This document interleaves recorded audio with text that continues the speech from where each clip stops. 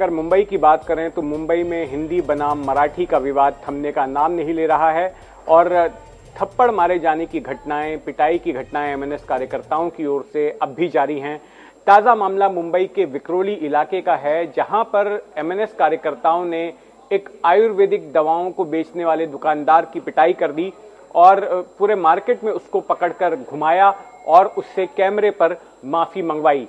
दरअसल इस दुकानदार ने, जो बताया जाता है कि राजस्थान का रहने वाला है, उसने अपने व्हाट्सएप के स्टेटस पर एक आपत्तिजनक पोस्ट लगा रखी थी, जिससे कि मराठी भाषी लोग आहत हो गए और मराठी भाषियों के खिलाफ ये पोस्ट थी, ऐसा एमएनएस के कार्यकर्ताओं का कहना है। और इसके बाद एमएनएस के कार्यकर्ता उसके दुकान पर पहुंचे, उसकी पिटाई की और कैमरे पर उससे माफी मंगवाई गई। ये दूसरा ऐसा मामला है। आपको याद होगा कि अब से 2 हफ्ते पहले मुंबई से सटे मीरा रोड में भी कुछ ऐसा ही हुआ था, जहां पर एमएनएस कार्यकर्ताओं ने एक राजस्थानी शख्स की पिटाई कर दी थी क्योंकि वो मराठी नहीं बोल पा रहा था और उसको लेकर काफी बवाल मचा था। तो ये वीडियो सामने आया है। फिर से एक बार एमएनएस के कार्यकर्ताओं ने किसी को भाषा विवाद के चलते अपना निशाना बनाया है। मेरी सहयोगी सुजाता द्विवेदी ने उन लोगों से बात की, उन एमएनएस के कार्यकर्ताओं से, राज ठाकरे की पार्टी के कार्यकर्ता हैं, उनसे बात की और उनसे सवाल किए कि आखिर इस तरह से वो हिंसा का रास्ता क्यों अख्तियार कर रहे हैं।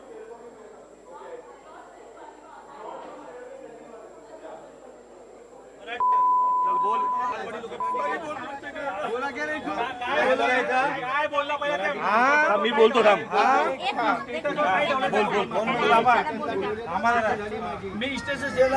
सर्वांना जय महाराष्ट्र. हा एक मारवाडी आहे, इकडे हे दुकान आहे याचं. लक्षात आलं काय? त्यांनी स्टेटस टाकला होता की मराठी मारवाडी लोक महाराष्ट्रामध्ये राहून याचं काय करायचं आम्ही केलंय. इथे सांग, इथे बोल, इथे बोल. कान पकडायचं, सांगायचं आम्ही धंदे करायला आलो इकडे. आम्हाला मीरा रोड के बाद अब विखरोली में एक बार फिर मनसे के कार्यकर्ताओं ने एक दुकानदार के साथ मारपीट की है। उन्हें मारा गया और साथ ही उसे बिना चप्पल के पूरे मार्केट में घुमाया गया और कहा गया कि दोबारा वो मराठी भाषा और मराठी मानुस को लेकर कुछ नहीं बोलेगा। फिलहाल वो व्यक्ति गांव जा चुका है, लेकिन हमारे साथ बात करने के लिए विश्वजीत ढोलम जी हैं, जो मनसे के विखरोली के विभाग प्रमुख है और उस वीडियो में ये भी नजर आ रहे हैं। ढोलम जी, पहली चीज तो अब मीरा रोड में हमने देखा ही क्या हुआ है, इसके बाद आपने विखरोली में इस प्रकार का काम किया है, कारण क्या रहा कि इस प्रकार आपको हिंसा पर उतरना पड़ा? लक्षात घ्या, हा स्टेटस आहे. वो हम दिखा रहे हैं, वो साइड बाय साइड दिख रहा है, आप बताते रहे. त्याच्यामध्ये काय लिहिलंय त्यांनी? देख लिया राजस्थानियों का पावर, मराठी को महाराष्ट्र में ही पेल दिया. हम मारवाड़ी है, हमारे सामने किसी की नहीं चलती. असा जर स्टेटस कोणी मराठी वस्तीमध्ये, त्यामध्ये मीरा भाईंदरला ज्या गोष्टी झाल्या त्याच्यानंतरही टाकत असतील तर मराठी में बात कर रहे हैं तो कहीं ना कहीं मराठी भाषा को लेकर तो विवाद इसमें नजर आ ही रहे हैं मुझे. बघा, मी काय बोलतोय ते तुम्हाला सांगतो. मी विषय लक्षात घ्या. मराठी हिंदी विषय हा विषय नाही आहे. विषय असा आहे, शुरू तो वहीं से हुआ है सर. आप हिंदी में बात करके बताइए ना. नहीं, हिंदी में आपको बोला ना, आपको सबको सुनने वालों को भी मराठी सीखना पड़ेगा प्लीज. नहीं तो आप कह रहे हैं कि अगर जो उत्तराखंड, दिल्ली और हरिद्वार या कहीं भी बैठकर सुन रहा है तो उसे भी मराठी वहां बैठ के सीखना पड़ेगा. देखिए, उनको मुंबई में आना है, त्यांना इकडे यायचं आहे. टीवी माध्यम है, टीवी के माध्यम से आप मराठी में, अगर आप मराठी का महत्व बताइए ना. महत्व मराठी का यही है. आपको मैं अभी एक लाइन बताता हूँ हिंदी में, चलो सबको समझना चाहिए कि ये क्या हो गया है उस दिन उधर. अगर ऐसा कुछ इमेज कोई रखता है अपना स्टेटस पे कि मराठी और महाराष्ट्र को हम लोग पेलेंगे और उसमें 3,000 लोगों का लाइक है और 1700 उधर में फॉरवर्ड किया है उन्होंने. अरे निखिल, आप कहना क्या चाह रहे हैं? मार्केट जरूर होगी और होनी भी चाहिए. और यहाँ नहीं, महाराष्ट्र की बात नहीं कर रहे. अगर कोई दूसरे स्टेट राज्य में है और वो राज्य की भाषा के लिए अगर वो लोग भी आग्रही है और ऐसा नहीं होएगा तो होएगा, वहाँ भी वैसा ही हो रहा है. और कौन सा ना, देखो कैसा है, अगर आप एक सब चीज़ नहीं करेंगे ना तो हम लोग को कोई दिक्कत नहीं है. निखिल, आप उल्टा कर रहे हैं, मराठी और महाराष्ट्र को पेलने की भाषा कर रहे हैं तो मारपीट होगी. मार्केट जरूर होगी और होनी भी चाहिए, और यहाँ नहीं, महाराष्ट्र की बात नहीं कर रहे।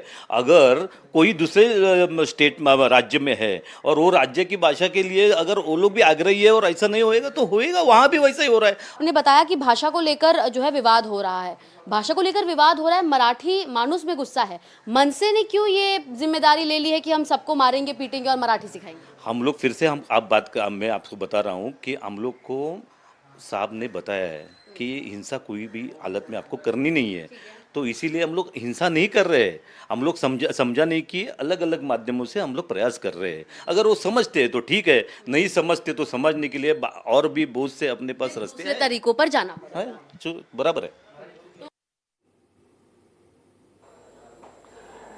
देखिए, महाराष्ट्र के राजनीतिक परिदृश्य में राज ठाकरे की पार्टी एमएनएस की हैसियत शून्य की है, कुछ भी नहीं है, ना सांसद है, ना विधायक है, ना पार्षद है।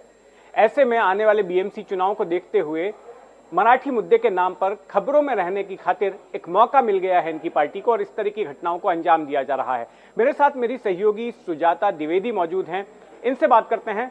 सुजाता, मेरे तुमसे दो सवाल हैं। पहला तो ये कि जिस शख्स को पीटा गया है वो शख्स इस वक्त कहां है, क्या आपकी उससे बात हुई? और दूसरा कि क्या इस मामले का संज्ञान पुलिस ने लिया है, पुलिस के पास कोई शिकायत दर्ज की गई है? जी देखिए, सबसे पहले तो जिस शख्स को पीटा गया है वो फिलहाल अपने गांव के लिए निकल गया है।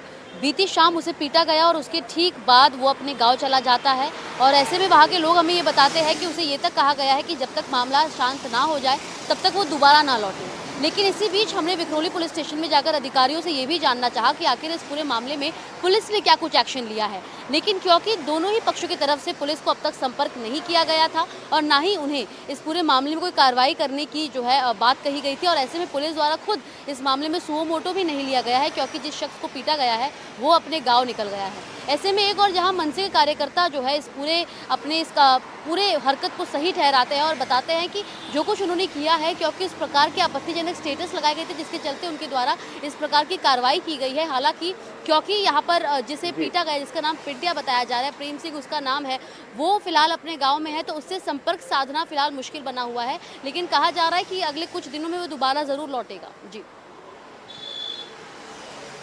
बिल्कुल सुजाता, धन्यवाद इस जानकारी के लिए। तो देखिए, यहाँ पर पुलिस भी कटघरे में है, एमएनएस के कार्यकर्ता तो उत्पात कर ही रहे हैं, लेकिन इसके साथ साथ चाहे मीरा रोड का मामला हो जहाँ पर आरोपियों को चंद मिनटों में ही छोड़ दिया जाता है कागजी कार्रवाई करने के बाद, और विक्रोली की बात करें तो इस मामले में तो कोई शिकायत ही पुलिस ने दर्ज नहीं की, स्वतः संज्ञान भी पूरे मामले का नहीं लिया।